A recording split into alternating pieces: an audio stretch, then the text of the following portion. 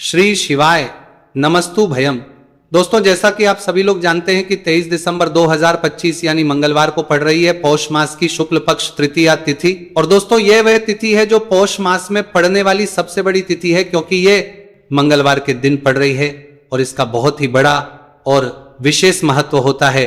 पूज्य गुरु जी ने कहा है कि अगर कभी भी मौका लग जाए और पौष महीने की तृतीया तिथि मंगलवार को पड़ जाए तो आप लोगों को एक छुटकी काला तिल वाला उपाय तो अवश्य ही करना चाहिए। इन दोनों का संयोग बहुत ही कम आता है। इसी के साथ में गुरुजी ने अपनी शिव पुराण कथा में बताया कि इस दिन आपको एक छुटकी काला तिल वाला उपाय तो आपको अवश्य ही करना चाहिए, क्योंकि ऐसा दिन पूरे साल में सिर्फ एक ही बार आता है। और दोस्तों, आप सभी लोग जानते हो कि मंगलवार तृतीया तिथि का अगर सबसे बड़ा कोई उपाय है तो वह एक छुटकी काला तिल वाला उपाय है। तो दोस्तों, मंगलवार तृतीया तिथि के दिन आप लोगों को इस एक छुटकी काला तिल वाला उपाय को जरूर करना है।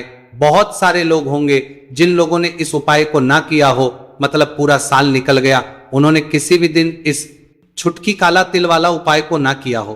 पर दोस्तों, आपके पास एक आखिरी मौका बचा हुआ है, जो कि 23 दिसंबर मंगलवार तृतीया तिथि के दिन है। इस दिन आप लोगों को इस वाले उपाय को जरूर कर लेना है। भले ही आपने पूरे महीने भर इस उपाय को ना किया हो, पर अगर आपने इस महीने के मंगलवार तृतीया तिथि के दिन अगर इस वाले उपाय को कर लिया तो आपको इस उपाय को करने का वह फल मिलेगा जिसकी आपने कभी कल्पना भी नहीं करी होगी। इसीलिए आप लोग इस वाले उपाय को एक बार जरूर कर लेना है, ताकि आप लोगों के हाथ से यह मौका ना जा सके और आपको इस उपाय को करने का फल मिल सके।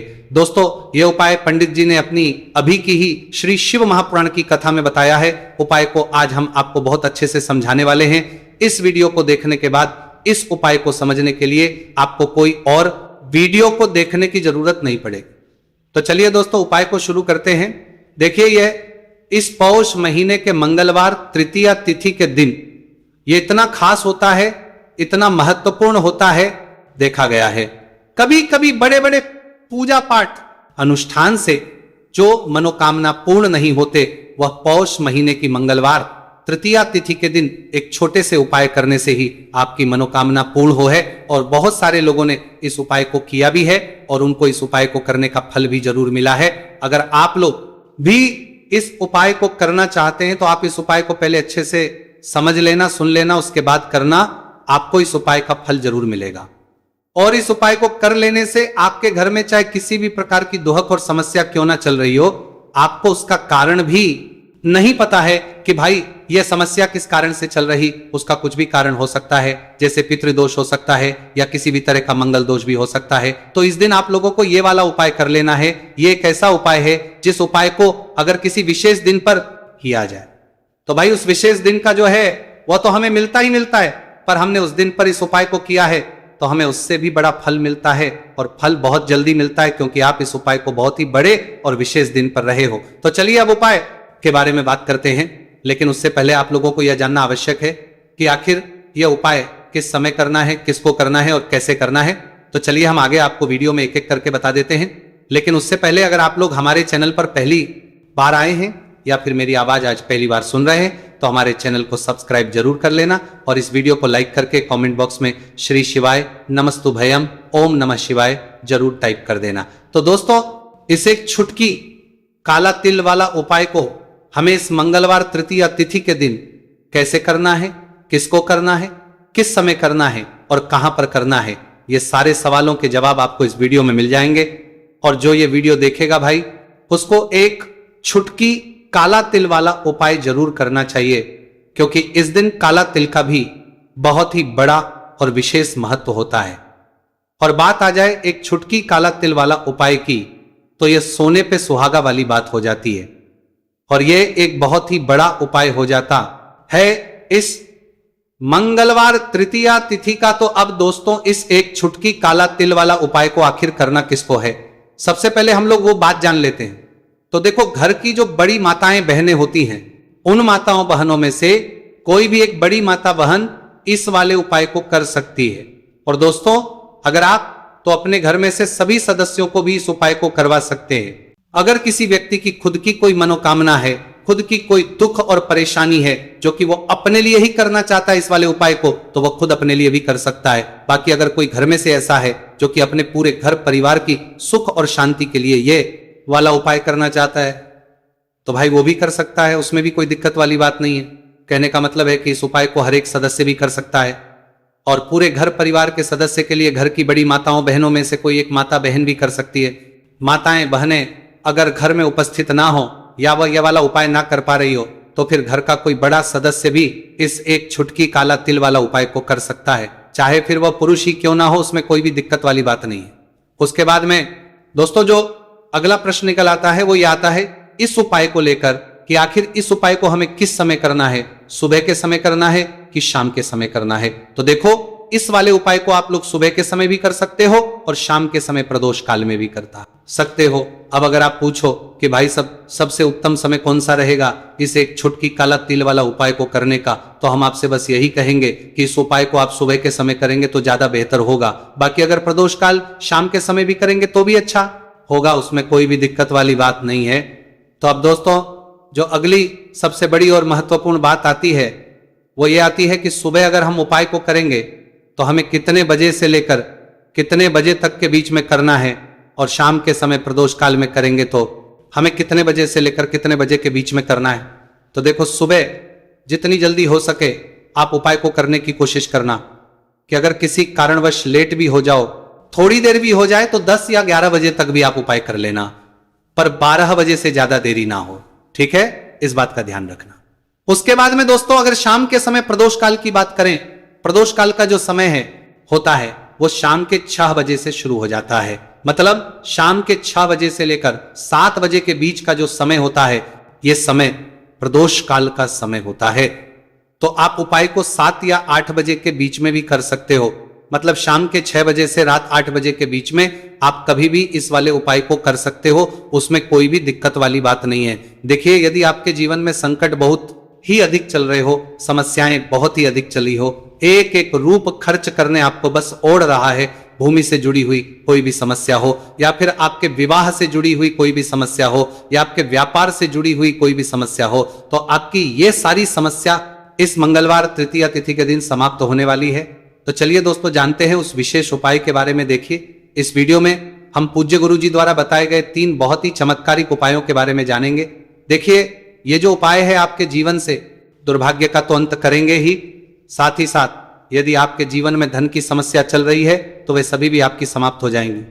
देखिए गुरुजी ने बताया है कि जब भी मंगलवार तृतीया तिथि का दिन पड़े तो हमें कर्ज मुक्ति के लिए कुछ उपाय करने चाहिए। इसी के साथ हमें धन प्राप्ति, भूमि से जुड़े कार्यों और विवाह के लिए भी उपाय करने चाहिए। तो चलिए दोस्तों जानते हैं गुरुजी द्वारा बताए गए सबसे पहले उपाय के बारे में। देखिए यह उपाय विशेषकर उन लोगों को करना है जिनकी भूमि से जुड़ी कोई भी समस्या चल रही हो, यानी कि उनकी भी जमीन से जुड़ी हुई समस्या चल रही है, यानी कि जो लोग मकान खरीदना चाहते हैं या फिर उनका खेत से जुड़ा कोई भी केस चल रहा है या फिर जिनके भी विवाह में विलंब हो रहा है या फिर जिन भी लोगों के जीवन में कर्ज बहुत ही अधिक बढ़ने लगा है, कर्ज जो है वह चुका नहीं पा रहे हैं, तो गुरुजी ने कहा है कि ऐसे लोगों को यह उपाय करना चाहिए। देखिए इस उपाय के लिए आपको थोड़े से काले तिल ले लेने हैं। देख आपको मात्र एक चुटकी काले तिल ले लेने हैं। इसी के साथ में आपको थोड़ा सा शहद ले लेना है। फिर सबसे अंत में आपको 1 लोटा शुद्ध जल ले लेना है। तांबे के पात्र के अंदर आपको अपने घर से शुद्ध जल ले लेना है और इन सभी सामग्रियों को आपको लेकर के पहुंच जाना है भगवान शिव के मंदिर में। देखिए पूज्य गुरुजी ने बताया है कि इस उपाय को आप सुबह से लेकर के शाम तक किसी भी समय में कर सकते हैं। देखिए मंदिर पहुंचने के आप जो काले तिल लेकर के गए थे उनमें आपको थोड़ा सा शहद लगा लेना है। देखिए आप जो शहद लेकर के आए हैं उस शहद में आपको ये काले तिल अच्छे से डुबो देना है और शहद से युक्त ये जो काले तिल हैं इन्हें आपको शिवलिंग पर अर्पित कर देने हैं या फिर आपको शिवलिंग के चारों तरफ अच्छे से काले तिल का लेपन कर देना है। पूज्य गुरुजी ने बताया है कि लेपन करते समय यदि आपके जीवन में कर्ज से जुड़ी समस्याएं चल रही हैं, लेपन करते समय आपको आर्यन मुक्तेश्वर महादेव का स्मरण करना है या फिर आपके जीवन में विवाह से संबंधित या फिर जमीन से संबंधित कोई भी समस्या चल रही है तो फिर आपको मंगलेश्वर महादेव का स्मरण करना है। इसके बाद जो आप जल लेकर के आए हैं उसे आपको धीरे धीरे शिवलिंग पर अर्पित कर देना है तथा आपको लगातार शिव महापुराण के मूल मंत्र श्री शिवाय नमस्तु भयम इस मंत्र का जाप करते रहना है। पूज्य गुरुजी ने बताया है कि सिर्फ एक मंगलवार तृतीया तिथि यह उपाय करके देखना और आप स्वयं देखेंगे कि 2 से 3 महीने के अंदर आपके जीवन से जुड़ी हुई जो भी समस्याएं हैं, बस सभी समस्या बहुत ही जल्द महादेव की कृपा से दूर होने लगेगी। तो दोस्तों, इस प्रकार से आपको यह पहला उपाय ना है। अब हम जानते हैं दूसरे विशेष उपाय के बारे में। देखिए, इस उपाय के लिए आपको एक प्यारी सी बेलपत्र ले लेनी है। इसी के साथ में एक लोटा शुद्ध जल लेना है तांबे के पात्र के अंदर, और इसी के साथ में आपको थोड़ा सा शहद ले लेना है। देखिए, मंगलवार का दिन है और मंगलवार तृतीया तिथि के दिन यदि हम शहद का उपाय करते हैं तो इससे महादेव हमसे बहुत ही अधिक प्रसन्न होकर के हमारी मनोकामना को परिपूर्ण करते हैं। देखिए दोस्तों, यदि आपको बेलपत्र नहीं मिल पाती है तो आप भगवान शिव के शिवलिंग पर जो बेलपत्र छड़ी हुई होती है उसे शुद्ध जल से धो करके उसका उपयोग कर सकते हैं। तो इन सभी सामग्रियों को आपको भगवान शिव के मंदिर में लेकर के पहुंच जाना है। गुरुजी ने कहा है कि इस उपाय को भी आप सुबह से लेकर के शाम तक किसी भी समय में कर सकते हैं। देखिए, मंदिर पहुंचने के बाद आपके पास जो एक बेलपत्र है और बेलपत्र की जो सबसे बड़ी वाली पत्ती होती है और उसकी जो चिकनी साइड होती है उस पर आपको अच्छे से शहद का लेपन कर देना है। यानी कि बेलपत्र की बड़ी वाली पत्ती पर, पूरी ही पत्ती पर अच्छे से शहद लगा देना है। अब देखिए, ये जो बेलपत्र है इसे आपको अपने सीधे हाथ की हथेली पर रखना है और आपके जो भी कार्य अटक रहे हैं, देखिए बहुत से लोग ऐसे होते हैं जो अपने नौकरी को प्राप्त करने के लिए सालों से तैयारी करते हैं लेकिन उनको नौकरी नहीं प्राप्त हो पाती है। बहुत से ऐसे लोग होते हैं जो बहुत ही मेहनत करते हैं, धन भक्ति के लिए बहुत अधिक प्रयास करते हैं लेकिन फिर भी उनको धन प्राप्त नहीं हो पाता है। तो गुरुजी ने बताया है कि जब भी आपको अपने कार्यों में सफलता ना मिले तो फिर आपको मंगलवार के दिन इस उपाय को अवश्य करना चाहिए।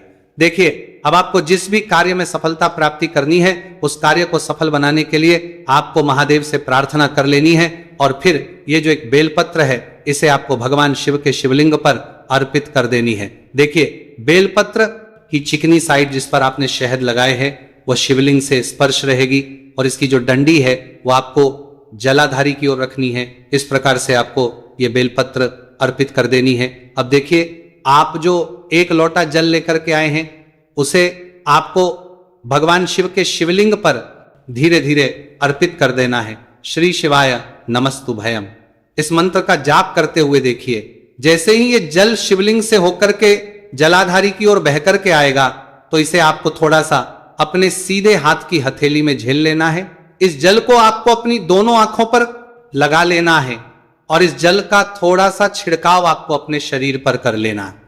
पूज्य गुरुजी ने बताया है कि जब भी हम मंगलवार के दिन शहद वाली बेलपत्र शिवलिंग पर अर्पित करते हैं तो इससे हमें महादेव हर कार्य में सफलता प्राप्त करवाते हैं। यदि हमें अपनी मेहनत करने के बावजूद भी पर्याप्त मात्रा में सफलता नहीं मिल पा रही है तो गुरुजी ने कहा है कि आपको मंगलवार तृतीया तिथि के दिन यह चमत्कारिक उपाय अवश्य ही कर लेना है। अब दोस्तों, हम जान लेते हैं गुरुजी द्वारा बताए गए तीसरे विशेष उपाय के बारे में। देखिए, इस उपाय के लिए भी आपको मात्र 1 लोटा शुद्ध जल ले लेना है तांबे के पात्र के अंदर। फिर इसी के साथ में आपको एक प्यारी सी बेलपत्र ले लेनी है। बेलपत्र आपको ध्यान रखना है कि कैसे भी कटी हुई खंडित नहीं होनी चाहिए। अब देखिए, मात्र 2 सामग्री लेकर के आपको भगवान शिव के मंदिर में पहुंच जाना है। पूज्य गुरुजी ने बताया है कि यह उपाय विशेषकर उन लोगों को करना है जिनकी कोई भी विशेष मनोकामनाएं जो कई दिनों से परिपूर्ण नहीं हो पा रही, चाहे वो विवाह से संबंधित हो, नौकरी से संबंधित हो, व्यापार से संबंधित हो, चाहे किसी भी प्रकार की मनोकामना है जो परिपूर्ण नहीं हो पा रही है, तो उसके लिए आपको यह उपाय करना है। देखिए, इस उपाय को भी आप सुबह से की शाम तक किसी भी समय में कर सकते हैं। देखिए, मंदिर पहुंचने के बाद सबसे पहले तो आप बेलपत्र लेकर के आए हैं, उसे आपको अपने सीधे हाथ की हथेली पर रखना है और आपको महादेव से प्रार्थना करनी है कि हे मेरे महादेव, मेरी ये जो मनोकामनाएं बहुत दिनों से अधूरी है, मैंने कई प्रकार के उपाय कर लिए हैं, कई प्रकार के व्रत कर लिए हैं, लेकिन अभी तक मेरी मनोकामना परिपूर्ण नहीं हो पाई है। तो उस मनोकामना को परिपूर्ण करने के लिए प्रार्थना करनी है और यह एक बेलपत्र आपको शिवलिंग पर अर्पित कर देनी है।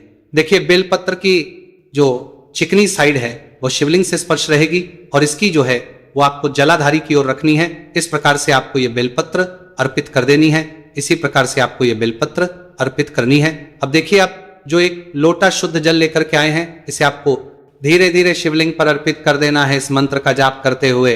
देखिए, जल अर्पित करते हुए आपको कम से कम 11 बार श्री शिवाय नमस्तुभयम या फिर ओम नमः शिवाय इस मंत्र का जाप कर लेना है। पूज्य गुरु जी ने बताया है कि जो भी व्यक्ति 23 दिसंबर मंगलवार तृतीया तिथि के दिन शिवलिंग के सामने इस उपाय को करता है तो उसकी जो भी मनोकामना है वह महादेव की कृपा से निश्चित ही परिपूर्ण हो जाती है। तो दोस्तों, ये थे पूज्य गुरु जी द्वारा बताए गए कुछ बहुत ही खास उपाय। अगर आपको जानकारी अच्छी लगी हो तो वीडियो लाइक करिएगा। मिलते हैं फिर एक नए वीडियो के साथ। श्री शिवाय नमस्तु भयम।